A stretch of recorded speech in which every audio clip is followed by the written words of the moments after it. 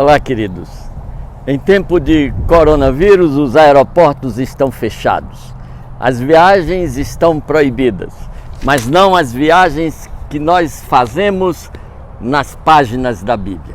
E é nestas páginas que nós vamos viajar hoje com o apóstolo Paulo na sua segunda viagem missionária. Este é o mundo do apóstolo Paulo e, de certo modo, é o mundo da Bíblia. Nós temos aqui o continente europeu, a Península Ibérica, Espanha e Portugal, a Península Itálica, a Península Grega, naquela época chamada Península ou Província da Macedônia. Aqui nós temos a província da Ásia Menor, onde hoje é a Turquia. Ali nós temos o continente asiático, Rio Tigre e o Rio Eufrates, a região da Mesopotâmia, Golfo Pérsico, Península Arábica. Aqui nós temos a Síria, a cidade de Antioquia, de onde Paulo vai partir nas suas viagens missionárias. E aqui nós temos Israel, o Monte Hermon, o Rio Jordão nascendo do Monte Hermon e correndo em direção sul, em direção ao Golfo de Acaba e vindo terminar aqui no Mar Morto. Aqui, Mar Mediterrâneo, ilha de Chipre, de onde vinha um homem chamado Barnabé, ilha de Creta. Para baixo nós temos o continente africano, o Egito, o Rio Nilo. Agora que nos situamos, vamos viajar. Semana passada nós saímos de Antioquia juntos com Paulo e Barnabé e o primo de Barnabé, chamado João Marcos. Viemos para a ilha de Chipre, evangelizamos a ilha de Chipre e subimos para a província da Ásia Menor. Neste momento, João Marcos abandonou a viagem e voltou. E Paulo e Barnabé seguiram e evangelizaram as cidades de Perge, Antioquia, Icônio, Listra e Derbe. Deu um bocado de confusão, mas eles evangelizaram. Voltaram de lá, felizes da vida. E no capítulo 15 do livro de Atos, nós temos a Assembleia de Jerusalém, oficialmente a primeira Assembleia da Igreja Cristã, que acontece na cidade de Jerusalém, onde Paulo e Barnabé vão prestar contas do que aconteceu na viagem e vão dizer que os gentios se converteram ao cristianismo. E aqui em Jerusalém será decidido o destino dos gentios no cristianismo. No final do capítulo 15, Paulo e Barnabé, na verdade Paulo, tem uma ideia: voltar a esta região, confirmando estas igrejas que haviam sido plantadas na primeira viagem. Chama Barnabé. Barnabé chama o seu primo, João Marcos. Fecha o tempo. Paulo não admite que João Marcos os acompanhe na viagem. E o final do capítulo 15 do livro de Atos diz que vai haver um desentendimento tão grande entre Paulo e Barnabé que eles se separam. E Barnabé pega o seu parente João Marcos e vem para a ilha de Chipre. E Paulo, na companhia de Silas, vai fazer o roteiro que ele havia planejado. Não é possível dois missionários, dois homens de Deus Se desentenderam, se desentenderam. Mas isso é possível, totalmente possível. E lhe digo mais, às vezes é bem provável. O que ocorre, queridos, é que cada um quer uma coisa. Barnabé quer levar o seu parente. Paulo não quer, porque Paulo continua a ter o mesmo radicalismo que ele tinha quando era Saulo, o perseguidor da igreja. Se nós formos para os relatos, o testemunho que o próprio Paulo dá de si mesmo, ele diz que não havia ninguém semelhante a ele dentre os da sua geração. Ele era extremamente zeloso das tradições que recebera dos seus pais, do judaísmo. Este homem que era extremamente zeloso pelo judaísmo, por causa desse zelo extremo, se tornou perseguidor da igreja, até o momento em que ele tem um encontro com Jesus Cristo. Foi o zelo de Paulo, destituído de entendimento, foi o zelo que fez com que ele perseguisse não só a igreja, mas perseguisse Jesus Cristo. Jesus diz: Saulo, Saulo, por que tu me persegues?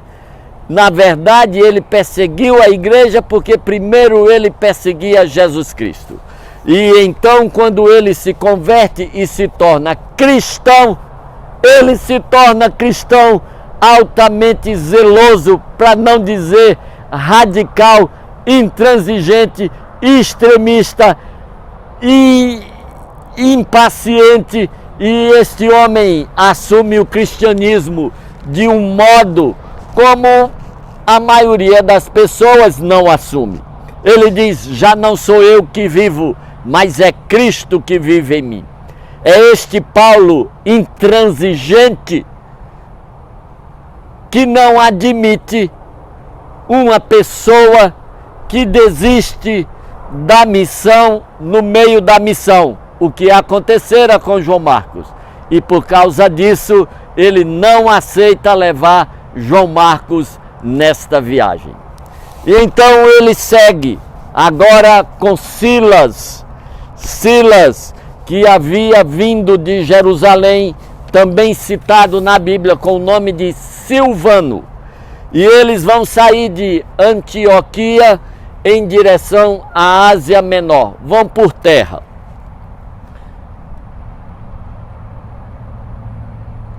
E eles vêm visitando as igrejas de onde eles haviam estado na primeira viagem missionária. Eles visitam a igreja na cidade de Derbe, visitam a igreja na cidade de Listra, visitam a igreja na cidade de Icônio, visitam a igreja na cidade de Antioquia. Aqui na cidade de Listra vai se incorporar à comitiva um rapaz chamado Timóteo.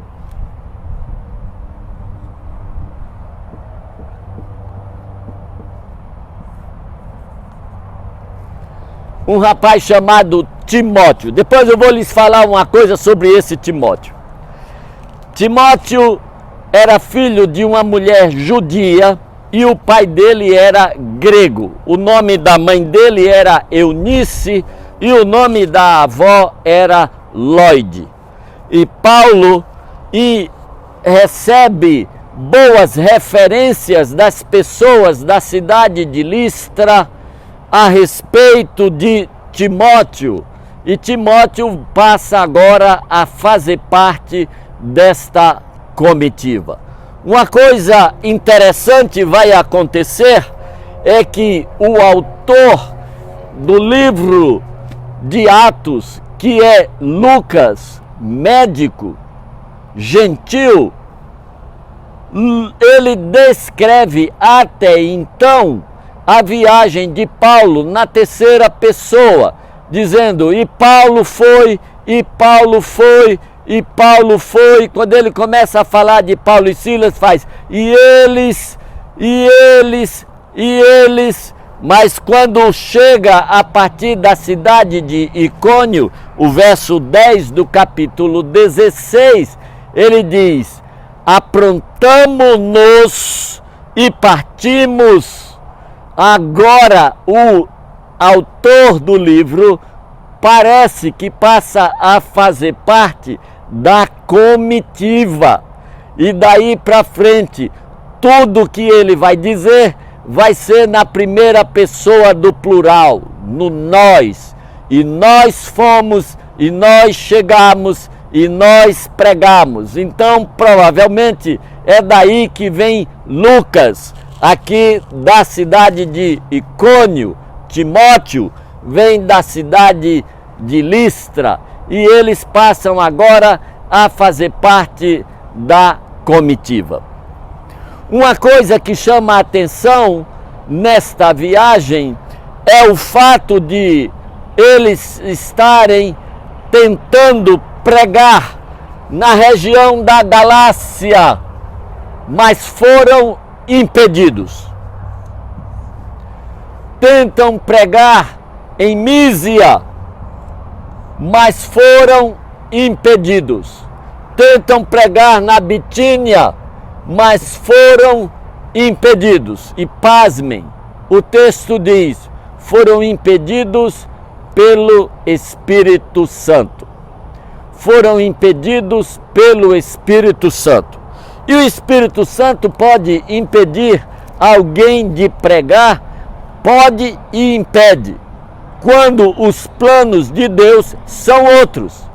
Queridos, esta viagem, esta segunda viagem, ela começa de um jeito diferente do que começou a primeira viagem.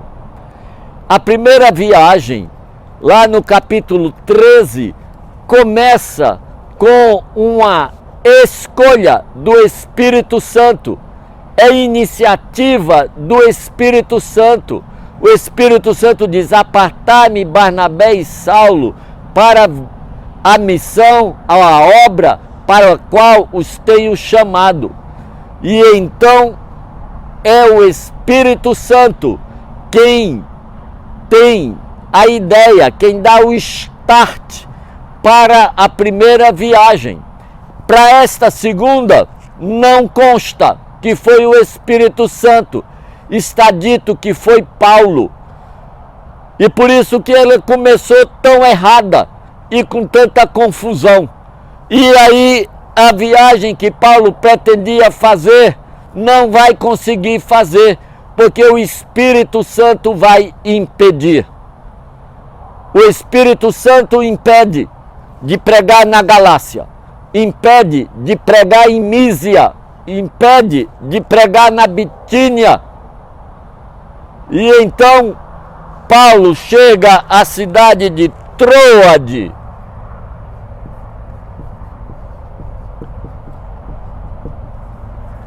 Quando ele chega na cidade de Troade, ele descobre porque foi impedido pelo Espírito Santo. Ele tem uma visão de um homem com vestes da Macedônia, onde hoje é a Grécia. E este homem com vestes da Macedônia aparece numa visão e diz: passa a Macedônia e ajuda-nos. E então Lucas escreve: entendemos então que o Espírito Santo nos queria na Macedônia, não na Ásia Menor, e nos apressamos e partimos para a Macedônia. Aí sim, agora ele vai estar fazendo a viagem que Deus havia planejado para ele. Muitas vezes, queridos, nós resolvemos fazer uma coisa para Deus, e porque nós entendemos que essa coisa é para Deus, achamos que é da vontade de Deus, mas às vezes não é não.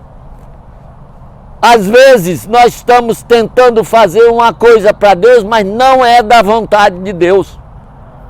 Paulo queria ir pregar na Galácia, na Mísia e na Bitínia, mas não era da vontade de Deus. A vontade de Deus era que ele fosse pregar na Macedônia. E então vai mudar o roteiro, vai mudar a viagem, vai mudar o resultado. Ao invés de estar trabalhando, tendo o Espírito Santo impedindo, eles agora terão o Espírito Santo abençoando. Querido, se vai fazer alguma coisa para Deus, pergunta a Deus se Ele quer. Lembra da primeira viagem missionária? Ele diz, e orando e jejuando, eles os enviaram para a viagem. É com oração, com jejum muitas vezes, com consagração, que se começa qualquer obra que é para Deus.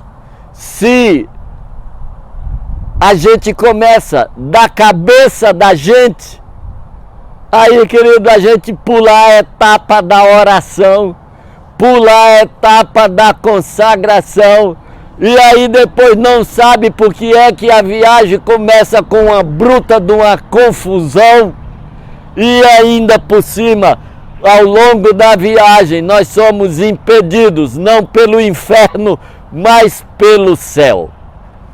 Vai fazer uma coisa para Deus? Oração, consagração, pergunta a Deus e Deus vai te dar direção. Uma igreja não se começa alugando um prédio, como diz Valnice Milhomes.